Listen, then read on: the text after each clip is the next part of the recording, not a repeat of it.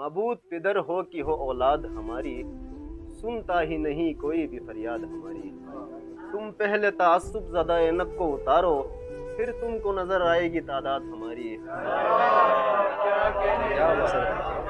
गर्विदा है उस शख्स का हर शख्स वहाँ पर, ऐसे में उसे आएगी क्या याद हमारी। उस शख्स ने खुलने में बड़ा वक्त लगाया, हालांकि तबीयत तो थी आज़ाद हमारी। गम ये है कि जब तक कोई गमख्वार था अपना, हर चाल से वाकिफ रहा सयाद हमारी। तुम वक्त से पहले हमें हासिल हुए, वरना महशर में जबी चूमता फरहाद हमारी। क्या बात है। इस बार नए तौर से देखेंगे जहां को, पर वक्त अगर की गई इमदाद हमारी।